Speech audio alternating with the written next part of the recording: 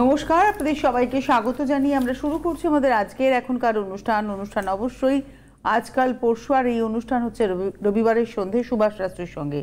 সুভাষ শাস্ত্রী, যার কথা জ্যোতিষের বেদবাক্য। অনেক অনেক স্বাগত সুভাষদা, শুভ সন্ধ্যা। সুভাষ শাস্ত্রীর কথা আপনার ছকের শেষ কথা। আপনি যিনি ফোন করবেন কিংবা যিনি সুভাষদার চেম্বারে আসবেন, কে আসবেন সেটা ডিপেন্ড করছে সুভাষদা কাকে আসতে বলছেন। আজকে এমন একটা সময় আমি দেখেছি যারা ফোন করেন এখানে প্রত্যেকটা মানুষ তারা জানতে চান একদম যে কখন সুভাষদা তাকে যেতে বলবেন, হ্যাঁ তুমি এসো।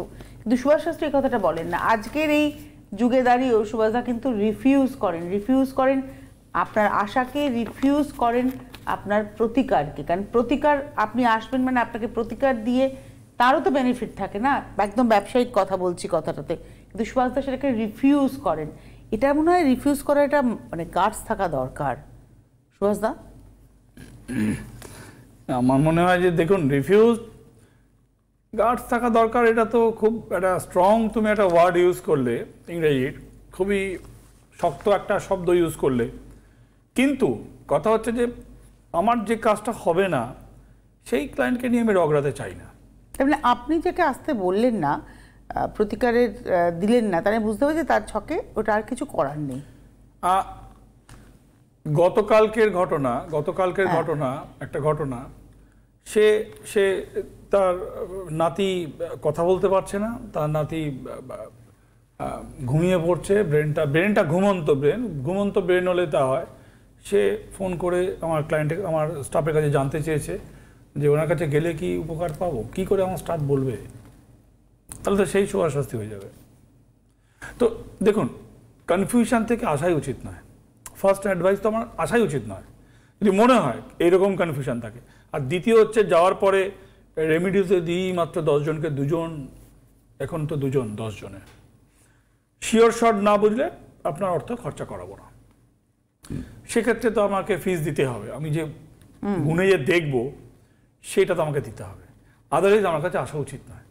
পরিষ্কার কথা। গত সপ্তাহে রাশিফল শুনতে পাননি, গত 2 সপ্তাহ ধরে রাশিফল বলতে পারিনি। প্রথমেই রাশিফল বলবো, তারপরে অন্য কথা উইথ ফোন যা থাকবে। প্রথমে হচ্ছে এই সপ্তাহের যে রাশিফল, মেষ রাশির জন্যে কর্মক্ষেত্রে অসুবিধা, সাংসারিক ক্ষেত্রে মানসিক কষ্ট, অর্থ ব্যয়, শরীর ভালো নয়, সম্পত্তিজনিত ব্যাপারেও অসুবিধে, মেষ রাশির জন্যে ভালো নয়। বৃষ রাশি, ব্যবসায় অসুবিধে, মানসিক চাপ বৃদ্ধি, শত্রুতা বৃদ্ধি, বিবাহে বাধা। বৃষ রাশি বিবাহে বাধা অর্থাৎ কিনা শত্রুতা বৃদ্ধি, ব্যবসায় চাপ বৃদ্ধি, আর্থিক টানামানি, বিপদ কিছু নেই কিন্তু বিবাহ শুভ কাজে বাধা। মিথুন রাশির প্রাপ্তির যোগ, কর্মক্ষেত্রে চাপ বৃদ্ধি হবে, অর্থ ব্যয়, শরীর ভালো যাবে না, মানসিকভাবে অনেকটা একই রকমই চলবে, তুলনায় একটু বেটার লাস্ট মান্থের থেকে এখন তুলনায় একটু। উইকলি রাশিফল তবুও বলতেই হচ্ছে, কোনো ক্ষেত্রে মান্থ অ্যাটাচ, অ্যাকচুয়ালি উইকলি রাশিফল বলে কিন্তু কিছু হয় না। বর্ষফল এবং মাসফল এটাকে নিয়ে আমরা 4টে ভাগ করে সাপ্তাহিক রাশিফল হয়, কিন্তু সাপ্তাহিক রাশিফল কিন্তু জ্যোতিষে এরকম কিন্তু কোনো জায়গা নেই। বর্ষফলটা মেন, তারপরে সেটাকে কনভার্টেড করে মাস ফল, এবং আমরা আরও শর্ট ফর্ম করে সেটাকে চালু প্রথা হিসাবে সাপ্তাহিক বললাম। লাস্ট মাসের থেকে এই মাসটা তুলনায় ভালো যাবে। এবং মিথুন রাশির জন্যে মানসিক আর্থিক উন্নতি হচ্ছে না, আর্থিক বাড়ি নিয়ে চিন্তা থাকবে, ডেভেলপমেন্ট, হাউ টু ডেভেলপ, কিন্তু মানসিকভাবে মোটামুটি যাবে। কর্কট, কর্মক্ষেত্রে অগ্রগতি, ঋণ শোধ, কারোর দ্বারা অপদস্থ হতে পারেন, সম্পর্ক নিয়ে কিন্তু আপনার ঝামেলা, সম্পত্তি বিক্রির যোগ, প্রাপ্তিযোগ। প্রাপ্তি মানে অর্থ, বিক্রি হলে অর্থ পাবেন, মানে সম্পত্তি বিক্রি, প্রাপ্তিযোগ, অর্থ, এটা সার্কেল রয়েছে, সম্পূর্ণ বৃত্তটা হবে। কর্কটের পরে সিংহ, কর্মক্ষেত্রে নতুন যোগ, বিদেশ যাত্রার সুযোগ আসবে আপনার সামনে। সুযোগ মানে এটা কিন্তু উইকলি ফল নয়, এটা ওই মাস ফলে কনভার্ট হবে মিথুন রাশির মতন। লাস্ট মান্থের থেকে এই মাসে এখন যখন বেটার লাইক দ্যাট, অর্থাৎ কিনা বিদেশ যাত্রার যোগ সাপ্তাহিক বলছি, মানে চিন্তা ভাবনা, কোনো রকম প্ল্যানিং যেটা হবে, যেটা কার্যকরী হতে হয়তো আগামী মাস হয়তো হয়ে যাবে আপনার। এবং 2 হচ্ছে যে নতুন বিদেশ যাত্রার যোগ, কার্যসিদ্ধি, শত্রুতা থেকে সাবধান থাকবেন, পড়ে গিয়ে হাতে পায়ে চোট, এটা হচ্ছে সিংহ রাশি। কন্যা রাশি, মানসিক কষ্ট, প্রাপ্তিযোগে বাধা, মতবিরোধ, ভ্রমণ। কন্যা রাশির যদি আপনার নক্ষত্র যদি চিত্রা হয় তাহলে কিন্তু মানসিক কষ্ট বৃদ্ধি পাবে। কন্যা রাশিতে যদি চিত্রা নক্ষত্র হয়, হস্তা হলে এই যেগুলো বললাম আপনার জন্য 100% অ্যাপ্লিকেবল। চিত্রা হলে অতটা কিন্তু অ্যাপ্লিকেবল, কিছুটা প্রপোর্শন হয়তো আপনার লাগবে। তুলা, কর্মক্ষেত্রে অশান্তি, শরীর ভালো নয়, মানসিক অবসাদ, নিজের লোকের সাথে ভুল বোঝাবুঝি, কিন্তু খারাপ সম্পর্ক থাকলে সেটা কিন্তু একটু ডেভেলপের দিকে যাবে, অর্থাৎ স্বামী স্ত্রী রিলেশন একটু বেটার হবে, ঝামেলা একটু কম হবে। কিন্তু অন্য স্বামী স্ত্রী প্রেমিক প্রেমিকার রিলেশনটা বাদ দিলে অন্য রিলেশন কিন্তু ঝামেলা বাদ দেয়, অন্য রিলেশনে সম্পর্ক নিয়ে অশান্তি। তুলার পরে বৃশ্চিক, নতুন কর্মযোগ, বিদ্যায় শুভ, কারো সাহায্য পাবেন, বিদেশ যাত্রার যোগ, দীর্ঘদিনের কোনো আটকে থাকা কার্যসিদ্ধির সুযোগের খবর আসা। খবর আসা মানে নট দ্যাট কি এই সপ্তাহ হবে, কিন্তু কোনো একটা ইঙ্গিত পাওয়া যে আপনার কাজের, শুভ কাজের কোনো একটা আপনি মোশনটা, ইউ ক্যান ফিল ইট, মোশনটা।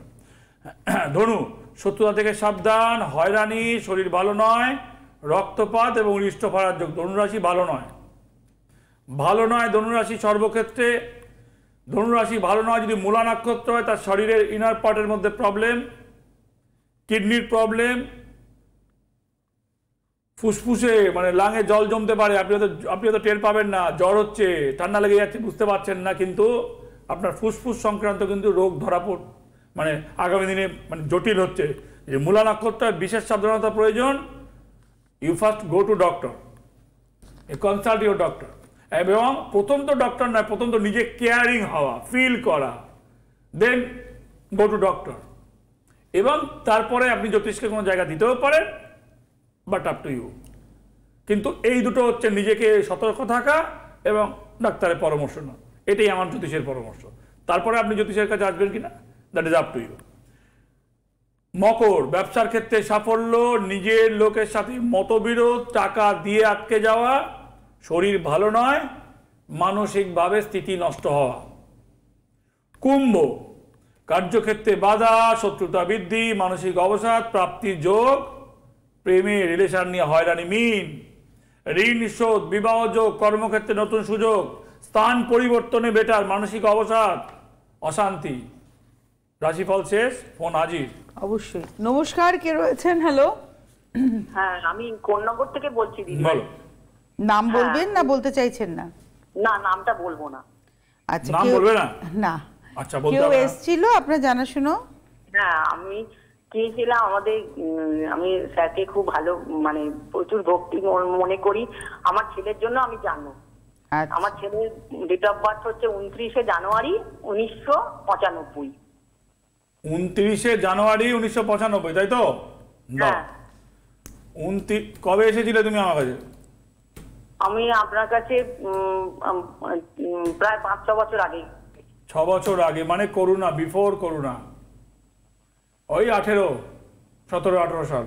আচ্ছা, চল। রাত্রি 8:14। রাত্রি 8:14। কোন্নগর। আচ্ছা, দাঁড়া, হুগলি, ওই কোন্নগর মানে হুগলি ল্যাঙ্গিচুড ল্যাটিচুড আসবে। আচ্ছা, ঠিক আছে, হলো। আচ্ছা, তোমার ছেলের রাশি হচ্ছে ধনু রাশি, নিয়ে এতগুলো কথা বকবক করলাম। সতর্ক হওয়া প্রয়োজন, হচ্ছে না। বদ বন্ধু যাচ্ছে না, নেশা ভান করছে, কোনো কথা শুনছে না, অবাধ্য যোগ সম্পূর্ণভাবে, লগ্নে মঙ্গল মাঙ্গলিক, বাজে বন্ধু টু বাজে বান্ধবী, কথা কিছু শুনছে না, আবর যাবর জিনিস খাওয়া, ড্রাগ ওরিয়েন্টেড, সেইটা মদ হতে পারে, গাঁজা হতে পারে, দুটো মধ্যে, এবং বদ বন্ধুর অসৎ সঙ্গত, শুক্র বৃহস্পতি বসে থাকার কারণে এই গ্রহতে অসৎ সঙ্গত তৈরি হচ্ছে। আর এই অসৎ সঙ্গতের জন্য তোমার ছেলে 95 in born, so that's not 29 বছর, 28 বছর প্লাস বয়স। একটা ছেলে ভাবে আমি কি করব, হাউ টু স্ট্যান্ড, কিন্তু রাহুর দশা চলছে। কতদিন চলবে? আচ্ছা, তুমি তো চুপচাপ শুনছো, কিছু বলছো না। আপনি তো আমি কবে যাব আপনার কাছে? না, যাওয়াটা তো বলছো না আগে। আপনার আশাটা তো আসবেন নিশ্চয়ই, সুভাষ যখন বলবেন। তার মানে ওর হয়ে গেছে, শুনে নিচ্ছে। আচ্ছা, বলো তো কি বলছি। আপনি একটু বলুন, যা যা সুভাষদা বললো, আমি রিপিট করতে চাইছি না, সবগুলোই কি ঠিক? সব ঠিক। বাজে বন্ধু, নেশা। কোনো কথা না শোনা, বন্ধু টু বাজে বান্ধবী, যেখান থেকে নরক যাত্রা হয়, যাকে বলা হয়, মানে স্বর্গযাত্রা তো নরক যাত্রা, অর্থাৎ কিনা আজে বাজে জিনিস খাওয়া, নেশার, গেঁজা আর মদ। না আপনি একটু বলুন, দেখুন আপনি আপনার ছেলের বাজে বন্ধু শাসন করে ভালোবেসে সরাতে পারবে না, পারছে না তো, 28 বছরের ছেলে কি করে পারবে? রিহ্যাব সেন্টারে ঠিক হয় হবে না, রিহ্যাব সেন্টার ঘুমের ওষুধ দিয়ে ঘুম পাড়িয়ে রেখে দেবে, 1.5 মাস 1 মাস টাকাগুলো নিয়ে নেবে, আবার এসে ছাড় পোকার মতন ওই বন্ধুগুলো। হ্যাঁ কি বলছো? চেঞ্জ কর। ও একটা আগে প্রাইভেট কোম্পানিতে চাকরি করে, ইঞ্জিনিয়ারিং পাস করে, তার কাছে আমি রেমেডি নিয়েছি। ইঞ্জিনিয়ারিং পাস করে প্রাইভেট কোম্পানিতে চাকরি করে নেশা করে বন্ধুদের সঙ্গে সঙ্গত করছে, এখন বলুন নষ্ট করে দিচ্ছে, নষ্ট করে দিচ্ছে বাজে বন্ধুরা। না আমি যেটা জানতে চাইছিলাম সুভাষদা, সেটা হচ্ছে যে ধরুন বাজে বন্ধু ছাড়ানো যাবে, নেশা রিহাবে, কিন্তু কোনো সম্পর্কে কি জড়িয়েছে? সম্পর্ক একটা ছিল, ওটা গেছে, কোন মেয়ে সহ্য করবে? তুমি মদ খেয়ে না গাঁজা না খাবে। আমার মনে হচ্ছে মা না বলতে পারছেন না। না মা কি বলবে? মা হয়ে আমি বলছি, মা লাইনে থাকুক, আমি বলে দিচ্ছি শখ থেকে। সম্পর্কটা এখন সুতোয় ঝুলছে, 1। 2 হচ্ছে যে এই যে মাঙ্গলিক বললাম, লগ্নে যে মঙ্গল বসে আছে, যে বললাম তোমাকে আমি লগ্নে মঙ্গল বসে আছে, এটার কারণে কি হচ্ছে? এটার কারণে ওই সম্পর্ক সুতোয় ঝুলছে। তুমি you go to your friend, তুমি মদ খাও গাঁজা খাও, তুমি তোমার ট্যালেন্ট আছে, কিন্তু ওই রকম ট্যালেন্টকে কোনো মেয়ে ভালোবাসে না। কেউ কাউকে ভালোবাসলে তাকে ভালোবাসে। তুমি তোমার স্বেচ্ছাচারী জীবন কাটাবে, তুমি মদ গাঁজা খাবে, তোমার বন্ধুদের নিয়ে থাকবে, তুমি উচ্ছৃঙ্খল জীবনযাপন করছো আর ইঞ্জিনিয়ার ছেলে হয়ে, তো সেই মেয়ে বেশিক্ষণ থাকবে না।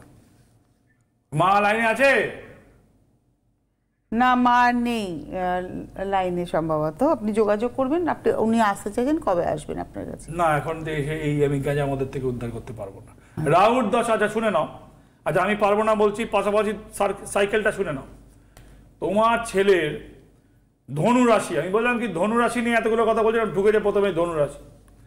এই বছরটা খুবই ডিফিকাল্ট যাবে, সামনের বছর থেকে কিছুটা পরিবর্তন হবে। তুমি যদি মনে করো আসতে চাও, তুমি একবার এসেছিলে বললে, একটা প্রাইভেট চাকরি করে, ইঞ্জিনিয়ারিং পাস করেছে, প্রাইভেট চাকরি করে, ওই ইঞ্জিনিয়ারিং কলেজ ছেলেমেয়েরা এখন গাঁজা মদ মানে খুব আসক্তি নেশার ওপরে। নেশা যেন একটা মানে জীবনের একটা, এটাই একটা মানে প্ল্যাটফর্ম হয়ে গেছে। জানি না, আমার কোনো ধারণা নেই, কেন কি আমি তো সিগারেটও খাই না, কিছুই খাই না, আমার কোনো ধারণাই নেই। তো এই নেশার থেকে বের করতে প্রায় অ্যানাদার 2 ইয়ার্স সময় লাগবে। আর তুমি যদি প্রচেষ্টা করো, তোমার 2 বছর কিন্তু সময় লাগবে। নট দ্যাট কি তুমি চলে এলে, আমি কিছু দিয়ে দিলাম, কালকে থেকে নেশা করবে না, ওই বন্ধুগুলোর সাথে ওই সার্কেলটাই হচ্ছে গাঁজারি। সিগারেটের মধ্যে ভরে খায়, নানা রকমভাবে খায়, কলেজের সামনে ছেলেমেয়েরা, ভালো ভালো করে ছেলেমেয়েরা রাস্তায় বসে গাঁজা খাচ্ছে, মদ খাচ্ছে, যাই হোক সিগারেট খাচ্ছে, যাই যা পাচ্ছে করছে। তোমার ছেলে 2 বছরের দুর্ভোগ আছে, এটা মাথায় রেখে এবার তুমি সিদ্ধান্ত নেবে কি করবে। ভাই তুমি আসবে, আমি তোমাকে বলবো হ্যাঁ এসো, একটা ঘুরিয়ে কথা বলবো, তোমাকে কিছু দেবো, কাল থেকে তোমার ছেলে গাঁজা খাবে না। এর যা দুর্ভোগ দেখছি, 35 পর্যন্ত রাহুর দশা চলবে, 2035 পর্যন্ত। মাথায় রাখো, যদি 2 বছর পরও রিলিফ পাও, এটাও ভগবানের দর্শন হবে। রাহু চলবে 35, হ্যাঁ 17 সালে লেগেছে, 18 বছরের দশা, 35 পর্যন্ত চলবে। ছাড়ার আগে আগে হবে, মানে অনেক দুর্ভোগ আছে। 2-2.5 বছর যদি রিলিফ পাও, আমি বলবো it's good enough, good enough. আপনি যদি মনে করেন তাহলে 2 বছর হাতে সময় লাগবে, এটা মাথায় রেখে সুভাষদার কাছে আসতে পারেন।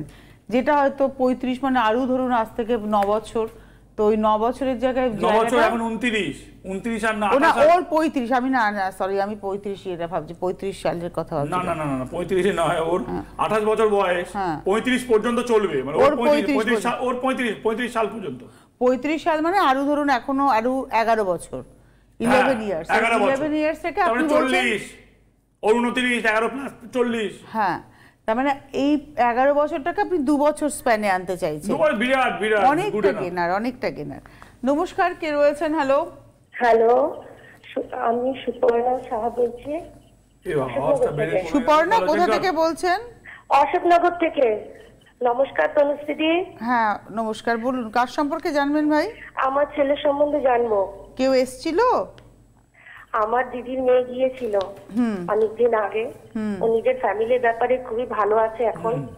আর সুভাষদাকে আমি খুবই ভালোবাসি, ভীষণ মাত্রায়, মানে সুভাষদাকে আমি অনেক উঁচুতে রাখি। খুব বলো, ভালো জন্ম লাগে তারিখ। সুভাষদার। জন্ম তারিখ বলো। 15/2/2000।